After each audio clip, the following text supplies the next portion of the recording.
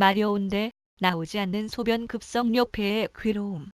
50대 남성 기혁 씨는 지난 주말 냉방을 강하게 한 음식점에서 식사를 하다 소변이 보고 싶었지만 참았다.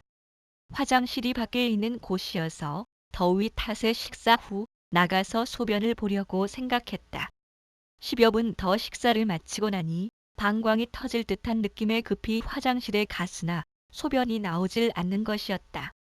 한참이나 힘을 주어도 나올락 말락하다가 실패했다. 결국 기혁 씨는 전립선이 뻐근한 느낌에 아랫배 통증까지 겹쳐 인근 비뇨기과를 찾았고 급성료폐 진단을 받았다.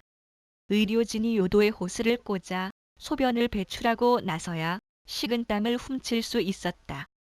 급성료폐는 소변이 마려운데 누려 해도 거의 한 방울도 나오지 않는 상태를 말한다. 중년 이후 남성, 특히 전립선 비대증이 있는 경우에 급성료폐가 생길 가능성이 높다. 대한비뇨기과 학회에 따르면 남성 급성료폐 환자의 70%가량이 전립선 비대증 환자인 것으로 나타났다. 여성에서도 급성료폐가 일어난다.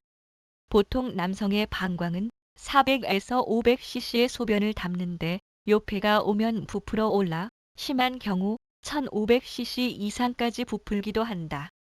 을지대 병원 비뇨의학과 유대선 교수는 방광의 크기가 정상보다 3배 이상 부풀면 아랫배가 볼록하고 탱탱하게 만져지며 심한 통증이 발생한다고 설명했다.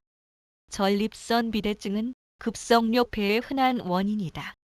비대해진 전립선이 요도를 압박하면 소변 줄기가 약해지고 소변 횟수가 평상시보다 증가하거나 자는 도중에 깨 화장실을 가거나 소변이 제대로 배출되지 않는 등의 증상이 생긴다. 특히 전립선에 의해 압박된 요도가 제대로 이완되지 않아 갑작스럽게 급성료폐 증상이 나타날 수 있다. 방광이 수축하는 힘이 일시적으로 장애를 일으키면 역시 아무리 힘을 줘도 소변이 나오지 않게 된다.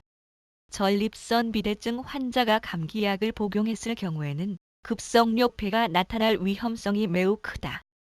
감기약에 든 항히스타민제와 교감신경흥분제가 방광 근육의 수축력을 저하시키고 소변이 나오는 길인 방광입구와 전립선의 평활근을 수축시켜 입구를 막을 수 있기 때문이다. 전립선 암이나 요도 협착, 복용 중이던 전립선 비대증 약물의 중단, 심한 변비나 당뇨 등도 원인으로 꼽힌다. 여름에서 가을로 접어들며 기온이 낮아지고 일교차가 커지면 그리 추운 날씨가 아닌데도 전립선과 방광의 근육 수축이 유발되어 급성료폐의 가능성이 높아진다. 겨울에는 급성료폐 환자들이 심심찮게 응급실을 찾는다. 급성료폐는 치료하지 않고 방치하면 방광 근육의 수축력이 소실돼 본래의 방광 기능이 악화될 수 있다.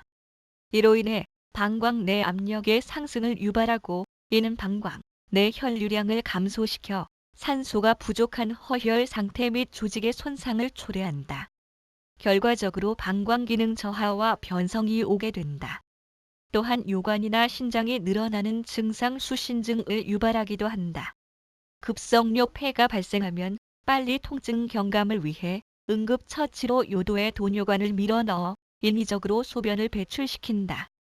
서울 명동 이윤수조 성환비뇨기과 이윤수 원장은 급성료폐를 예방하려면 소변을 억지로 참는 것은 금물이라며 귀찮더라도 요의를 느끼면 바로 소변을 보는 습관을 들이는 것이 중요하다고 지적했다. 소변을 오랫동안 참게 되면 정작 소변을 보려고 해도 방광 근육이 잘 풀리지 않아 급성료폐를 겪을 수 있기 때문이다. 긴 영화를 보다가 화장실에 허겁지겁 가서 몸서리를 치는 경우 급성료폐의 위기를 간신히 넘긴 것으로 보면 된다. 전립선 비대증 환자의 경우 적극적으로 치료를 하는 것이 급성료폐 예방의 지름길이라며 감기약을 먹을 때도 주의가 필요하다고 강조했다. 병원에서 감기약을 처방받거나 약국에서 일반 약을 구입하기 전 반드시 전립선 비대증을 치료하고 있다는 사실을 알려야 한다.